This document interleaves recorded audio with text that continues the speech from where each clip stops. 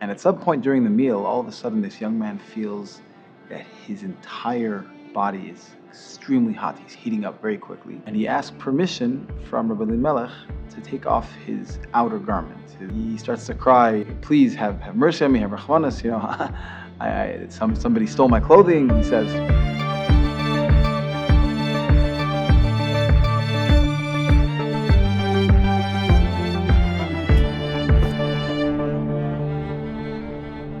Good Tzvach, everybody. Just wanted to come on here and say a quick story.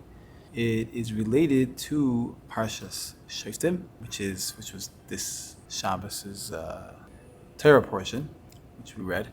So it says in the Parsha that Jewish people should not be doing any types of magic. So this story has to do with that. So in the town of Lizhensk, there was a certain young man who was involved in magic, in the impure art of magic.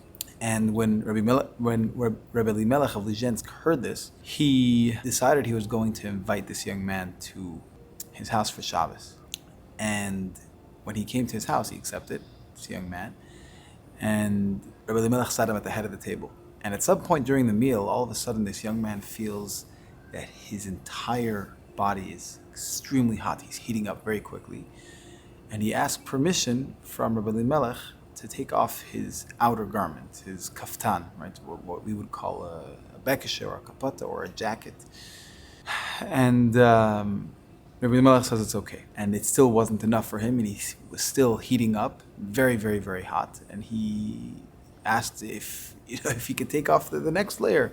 And Rabbi Elimelech said it was okay. And he was basically left only in his undershirt, like his undergarment, like the last layer between, the world and his skin.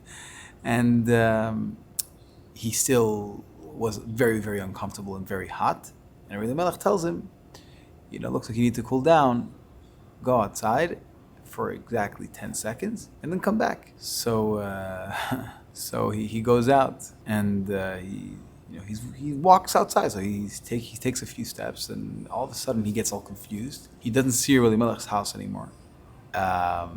And he finds himself all of a sudden in a place where he doesn't know. And the entire night he was like that.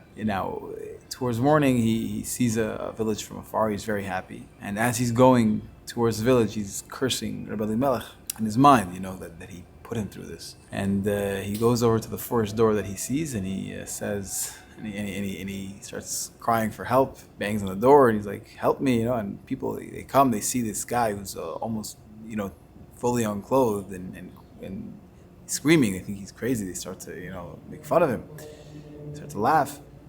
And he starts to cry, please have mercy on me, have rachmanas, somebody stole my clothing, he says. So villagers take him in, they give him some food, they give him some clothes. And he asks them where he is. And he says, it's a town near Leipzig. So and he became a water carrier over there for 10 years.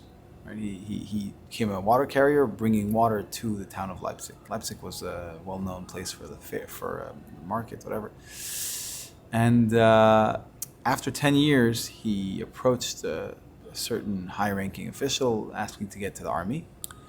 And initially he was just a private, inexperienced soldier, but with time he became very, very successful to the point where he became a general. And one day he remembered Rabbi Elimelech, and he really, really resented him. And so one time he remembered Rabbi Elimelech, really resented him and what he did to him, and he asked the king for permission to go to Lizhensk with 1,000 soldiers to take revenge on Rabbi Elimelech. And he got permission. Now on the way there, he suffered a lot of losses and he had a lot of difficulty getting there. But he was so intent on getting his revenge that he didn't care, and he kept on just going and going. When he finally arrives in Lizhensk, all of a sudden he finds himself at the doorstep, exactly how he was when he left that Shabbos, and with only his undergarments. And he walks inside, and Rabbi Elimelech tells him, why did it take you longer than I told you? I told you that you should come 10 seconds after you leave, and you came 12 seconds. And Rabbi Elimelech had given him, when he sent him out, he had given him a watch to look at the time. And he pointed to the watch and he says, look, you're 12 seconds, it's 12 seconds, not 10 seconds, you're 2 seconds late. And this man realized that Rabbi Elimelech was able to give him an experience of 10 years in a mere 12 seconds. And he, right away, regretted what he did. He did tshuva and he totally removed himself from any type of sorcery and magic. And he ended up becoming one of the greatest Talmidim of Rabbi Elimelech of Lizhensk.